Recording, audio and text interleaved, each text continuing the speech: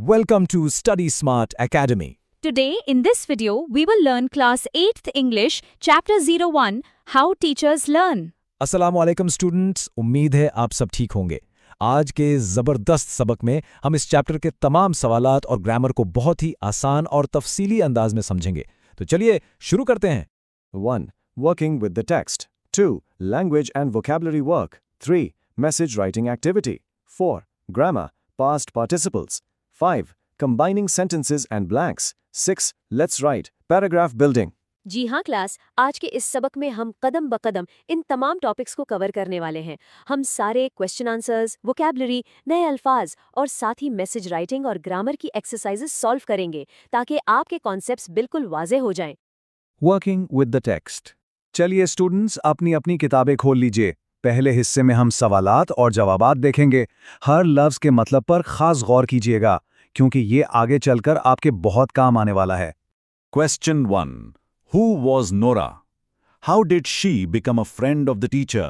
सवाल नंबर 1 है, नोरा कौन थी और वो टीचर की दोस्त कैसे बनी? Answer. Nora was a 5-year-old girl. इसका जवाब देखते हैं।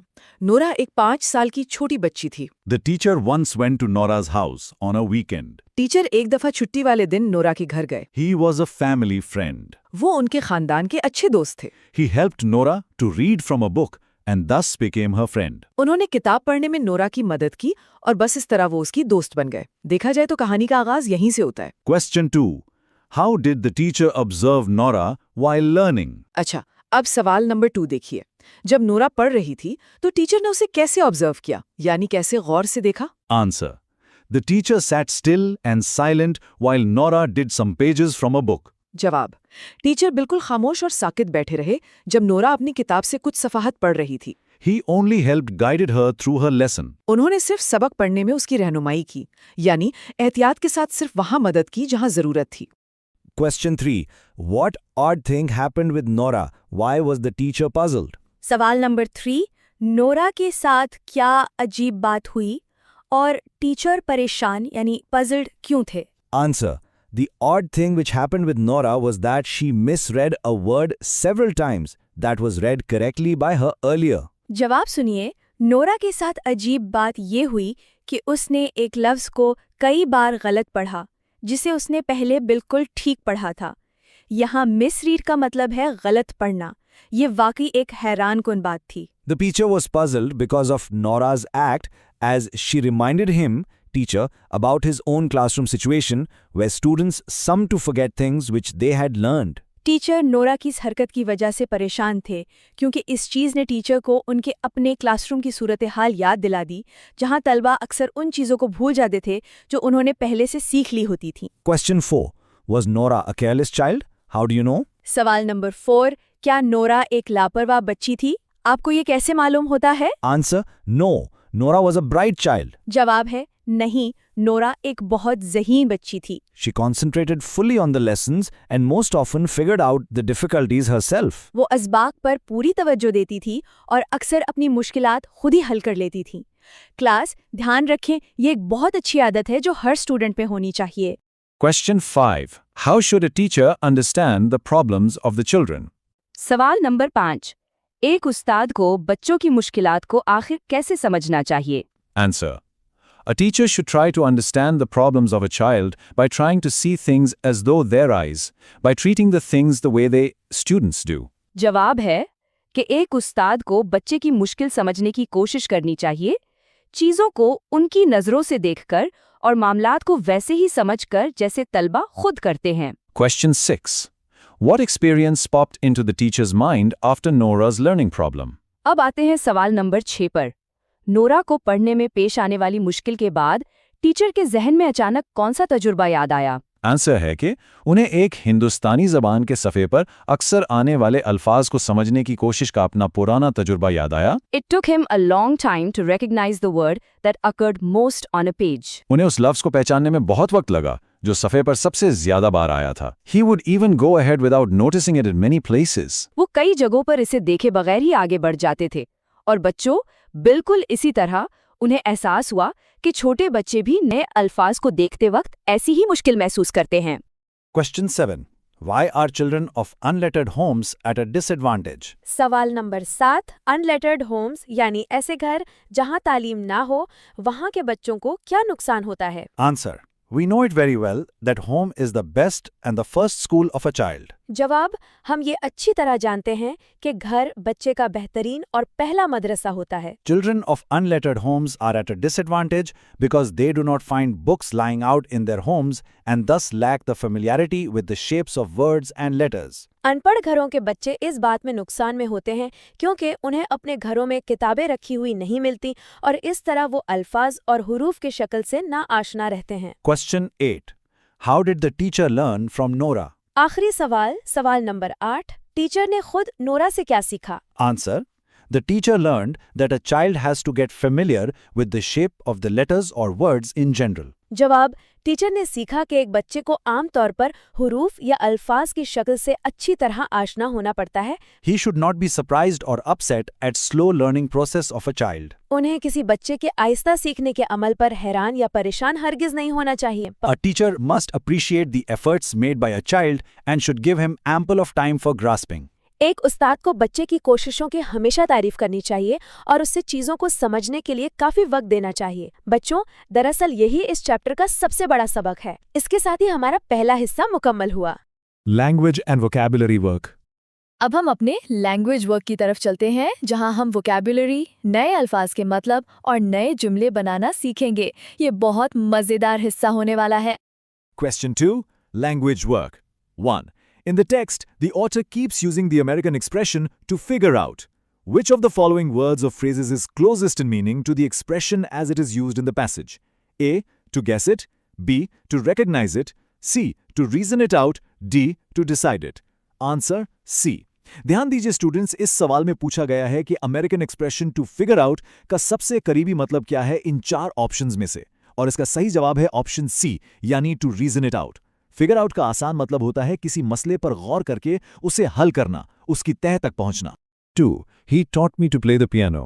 I learned to play it. These 2 sentences describe the same action from different points of view. Now write a second sentence for each of the sentences below in the same way. देखिए students, इन 2 जुमलों में एक ही बात को 2 अलग नजरियों से बताया गया है। पहला है उसने मुझे पियानो सिखाया और दूसरा मैंने पियानो सीखा। अमल एक ही है, बस देखने का नजरिया बदल गया। अब हम बाकी जुमले भी बिल्कुल इसी तरह बनाएंगे। A. He loaned me some clothes. I borrowed some clothes from him. उसने मुझे कुछ कपड़े उधार दिए। इसका दूसरा रूप बनेगा मैंने उससे कुछ कपड़े उधार लिए। B. He sold me an old piano. I bought an old piano from him. उसने मुझे एक पुराना पियानो बेचा। पॉइंट ऑफ व्यू बदलकर हम कहेंगे मैंने उससे एक पुराना पियानो खरीदा। C. He chased me. I was run after by him. उसने मेरा पीछा किया। इसे हम इस तरह भी कह सकते हैं मेरा उसकी तरफ से पीछा किया गया। यहाँ एक्टिव से पैसिव वॉइस का शिफ्ट हुआ है। D. I offered him a glass of water. He offered me a glass of water. मैंने उसे पानी का ग्लास पेश किया और सामने से क्या हुआ? उसने मुझे पानी का ग्लास पेश किया। E. We conquered the enemy. They defeated the enemy. हमने दुश्मन को फतह किया या फिर हम कह सकते हैं उन्होंने दुश्मन को शिकस्त दी। F. He asked me to help him. I offered to help him. उसने मुझसे मदद मांगी और बदले में मैंने उसकी मदद की पेशकश की। ये पॉइंट्स ऑफ व्यू समझना बच्चों वाकई जरूरी है। Question 3. Some suffixes like l, ish, pi, os, ein, etc. are added to nouns to form adjectives, e.g. orient, oriental, nation, national, child, childish, friend, friendly. Now form adjectives from the following nouns by using suffixes. Answer: alphabet, alphabetically, angel, angelic, shape, shapeable, book, bookish, man, manly, government, governmental, minister, ministerial, elephant, elephantine, tiger, tigerish, day, dayless और आखिर में college से collegiate। यहाँ पर हम noun यानी इस्म के आखिर में कुछ लेटर्स जिन्हें इंग्लिश में सफिक्सेस कहते हैं जोड़ते हैं। ये बिल्कुल पजल पीसेस जोड़ने जैसा है ताकि वो एडजेक्टिव यानी इसमें सिफत बन जाएं।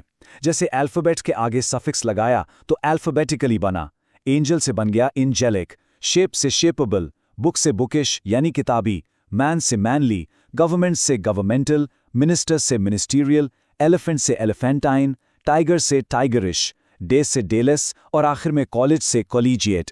अब ये तमाम नए अल्फाज किसी न किसी की खूबी को जाहिर कर रहे हैं। Message writing activity. चलिए क्लास, अब हम अगले हिस्से की तरफ बढ़ते हैं और सीखते हैं कि किसी टेलीफोन कॉन्वर्सेशन को पढ़कर एक छोटा और वाज़ेह मैसेज आखिर कैसे लिखा जाता है। ये बहुत प्रैक्टिकल चीज़ है। Question 4. Write out a message of about 50 words based on the following telephonic conversation. Hello? Hello? Can I speak to Asif? Well, I'm afraid he's not at home right now. May I know who is calling? I am Khalid, his friend. Asif and I had decided to have dinner at Adu's at 9 p.m. I've just been asked to complete a project at office. Could you inform him that I shall be late by 1 hour? Oh, sure. I'm going to receive some relatives at the airport. However, I leave a message for him. May I know who I'm speaking to right now? I'm Ralph, his roommate. अच्छा students, ये एक आम सी telephone call है जहां खालिद आसिफ से बात करना चाहता है, लेकिन आसिफ घर पर नहीं है। उसकी जगह उसका रूममेट राउफ कॉल उठाता है। खालिद बताता है कि आसिफ और उसका रात 9 बजे डिनर का प्लान था, लेकिन उसे अचानक ऑफिस का एक प्रोजेक्ट मुकम्मल करना पड़ रहा है, इसलिए वो 1 घंटा लेट हो जाएगा। राउफ कहता है कि वो खुद एयरपोर्ट जा रहा है, इसलिए वो आसिफ के लिए एक लिखी हुई पर्ची यानी मैसेज छोड़ देगा। Message: December 21, 2012. Dear Asif, Khalid called up. He has to complete a project at office. He will meet you at 10 p.m. at Adu's. I'm leaving for the airport. Ralph. और बच्चों, ये रहा वो मैसेज। देखिए कितने बेहतरीन और मुख्तसर फॉर्मेट में लिखा गया है। पहले तारीख, फिर जिसके नाम मैसेज है, फिर सीधी बात लिखी गई कि खालिद की कॉल आई थी, उसे ऑफिस का प्रोजेक्ट मुकम्मल करना है और वो आदूस पर अब रात 10 बजे मिलेगा क्योंकि वो लेट है। आखिर में राउफ ने बताया कि वो खुद एयरपोर्ट निकल रहा है और अपना नाम लिख दिया। रियल लाइफ में भी मैसेज हमेशा इसी तरह पॉइंट की बात पर मबनी होना चाहिए। Grammar, past participles. अब हम ग्रामर के एक इंतहाई अहम और दिलचस्प हिस्से की तरफ आते हैं। हम सीखेंगे पास्ट पार्टिसिपल्स के बारे में। स्टूडेंट्स, जरा तवज्जो दीजिएगा, इस नए असूल को समझना बहुत जरूरी है क्योंकि ये आपकी स्पोकन इंग्लिश को बहुत बेहतर बनाता है। Grammar work. Read the following sentences. 1. This is a broken cup. 2. That was a torn piece of paper. 3. She found the lost purse yesterday. इन जुमलों में देखिए, पहले में ब्रोकन यानी टूटा हुआ कप, दूसरे में टॉर्न यानी फटा हुआ कागज और तीसरे में लॉस्ट यानी घुमा हुआ पर्स इस्तेमाल हुआ है। Notice that the underlined words are past participles of verbs used as adjectives. The past participle is the third form of the verb. Example: cooked, torn, written, worked, spoken, eaten, sung, cut, etc. Notice करें कि ये जो अल्फाज हैं ये verbs के past participles हैं जो यहाँ खासियत यानी एडजेक्टिव्स के तौर पर इस्तेमाल हुए हैं।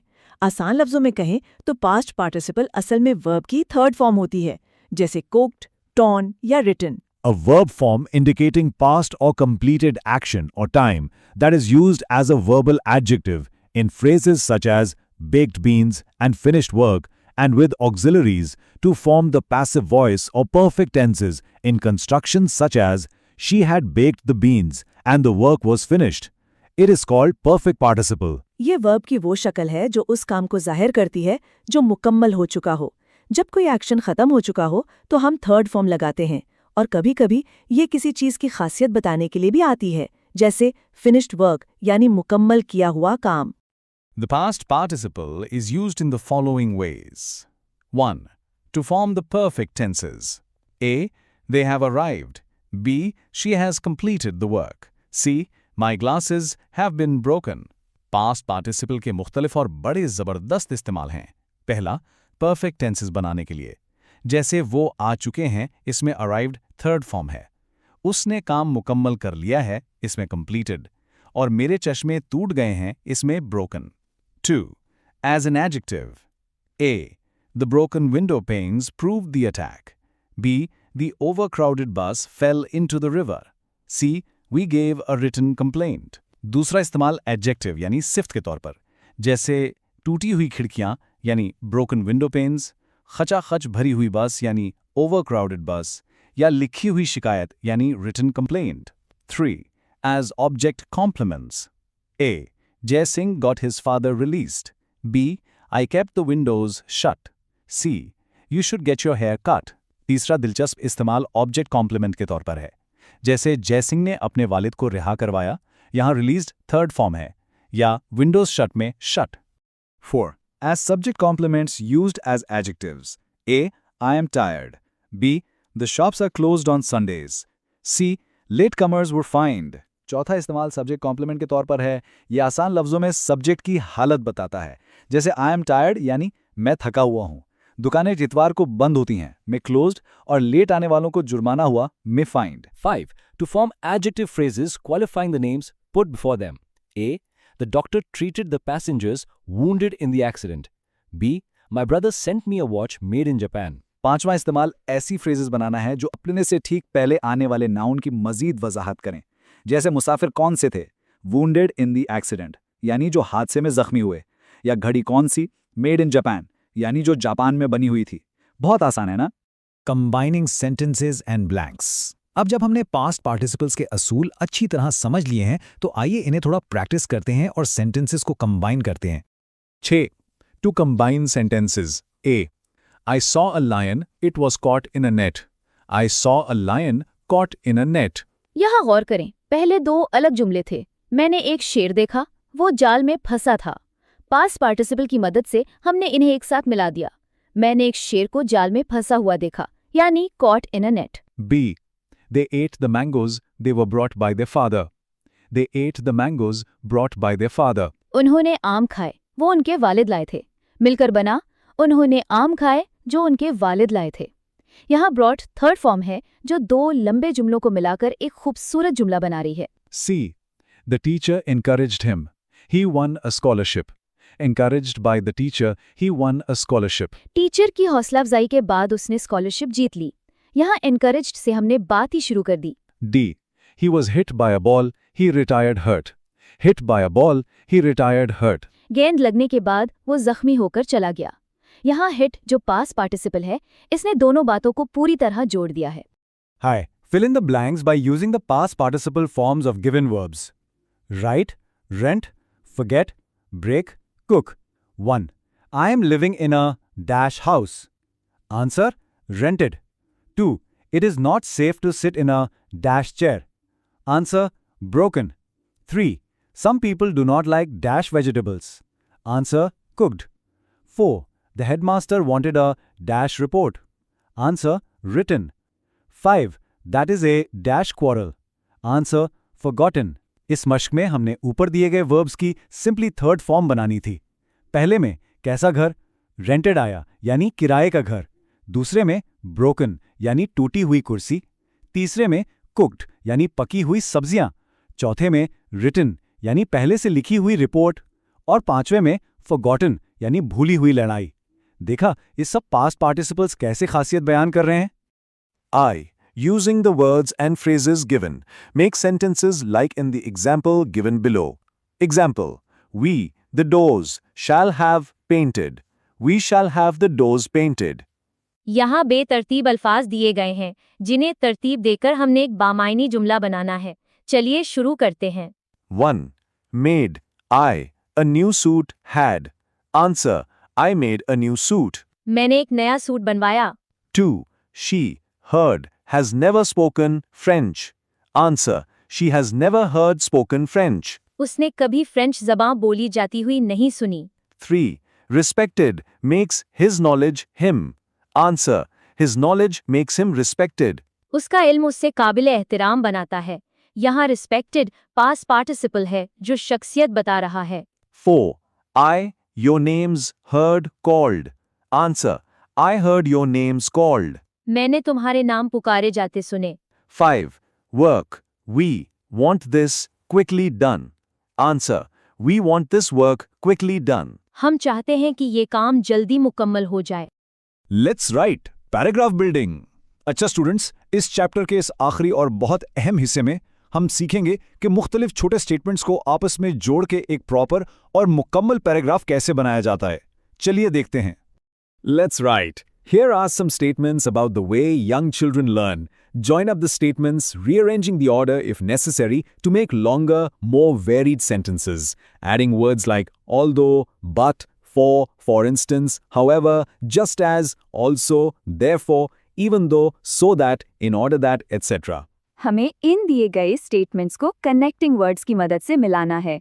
पहले इनको जल्दी से समझ लेते हैं। Young children find it very difficult to learn to read. छोटे बच्चों को पढ़ना सीखना बहुत मुश्किल लगता है। They do not easily recognize words. वो आसानी से अल्फाज नहीं पहचानते, Adults can recognize words easily. जबकि बड़े आसानी से अल्फाज पहचान सकते हैं। Adults often find it just as difficult to recognize words in unfamiliar alphabets. लेकिन बड़ों को भी अनजान हुरूफ में अल्फाज पहचानना उतना ही मुश्किल लगता है। A Tamil reader may find Telugu script puzzling. एक तमिल पढ़ने वाले को तेलुगु स्क्रिप्ट परेशान कुन लग सकती है। A Hindi reader may not easily recognize individual Tamil words. एक हिंदी पढ़ने वाला आसानी से तमिल हुरूफ नहीं पहचान सकता। Children need plenty of practice in looking at printed words. बच्चों को छपे हुए अल्फाज देखने की बहुत ज्यादा मश्क चाहिए होती है। They need not be able to read them at first. शुरू में उन्हें इन अल्फाज को पढ़ने के काबिल होने की जरूरत नहीं होती। Familiarity with the shape of letters and words is the first important step. हुरूफ और अल्फाज की शक्ल से आशना होना पहला अहम कदम है। When children begin to read, they should have books with plenty of pictures. जब बच्चे पढ़ना शुरू करें तो उनके पास ऐसी किताबें होनी चाहिए जिनमें खूब तस्वीरें हों। The book should be designed carefully. किताबों का डिजाइन एहतियात से बनाया जाना चाहिए। Children should, if possible, be able to work out what unfamiliar words mean, rather than always be told by the teacher. बच्चों को खुद से अनजान अल्फाज के मतलब समझने के काबिल होना चाहिए, बजाय इसके कि हमेशा उस्ताद उन्हें बताएं। तो बच्चों, आइए अब इन सब को मिलाते हैं। Answer. Young children find it very difficult to learn to read because they do not easily recognize words. जवाब देखते हैं। छोटे बच्चों को पढ़ना सीखना मुश्किल लगता है क्योंकि वो आसानी से अल्फाज नहीं पहचानते। यहाँ हमने बिकॉज लगाकर दो जुमलों को अच्छे से जोड़ दिया। Although adults can recognize words easily, but they often find it difficult to recognize words in unfamiliar alphabets. अगरचे बड़े आसानी से अल्फाज पहचान लेते हैं, लेकिन अक्सर उन्हें अनजान हरूफ में अल्फाज पहचानने में दुश्वारी होती है। यहाँ although और but का इस्तेमाल आया। For instance, a Tamil reader may find Telugu script puzzling, but Hindi reader may not easily recognize Tamil words. मिसाल के तौर पर तमिल पढ़ने वाले को तेलुगु स्क्रिप्ट मुश्किल लग सकती है और हिंदी पढ़ने वाला आसानी से तमिल हरूफ नहीं पहचान सकता। फॉर इंस्टेंस का सीधा मतलब है मिसाल के तौर पर। Children need plenty of practice in looking at printed words, so they need not be able to read them at first. बच्चों को छपे हुए अल्फाज देखने की बहुत प्रैक्टिस चाहिए, इसलिए शुरू में जरूरी नहीं कि वो उन्हें फौरन पढ़ सकें। Thus, familiarity with the shape of letters and words is the first important step. इस तरह अल्फाज की शक्ल से वाकफियत उनका पहला अहम कदम है। Therefore, when children begin to read, they should have books with plenty of pictures. इसलिए जब बच्चे पढ़ना शुरू करें तो उनके पास ऐसी किताबें होनी चाहिए जिनमें बहुत तस्वीरें हों। The books should be designed carefully in order that children should, if possible, be able to work out what unfamiliar words mean rather than always be told by the teacher. किताबों को एहतियात से डिज़ाइन किया जाना चाहिए ताकि बच्चे खुद समझ सकें कि अनजान अल्फाज का आखिर क्या मतलब है, बजाय इसके कि उस्ताद हमेशा बताए। बच्चों, इस बड़े पैराग्राफ को देखिए, ये वाकई एक मास्टरपीस है जो हमने उन छोटे स्टेटमेंट्स को इन कनेक्टिंग वर्ड से जोड़कर बनाया।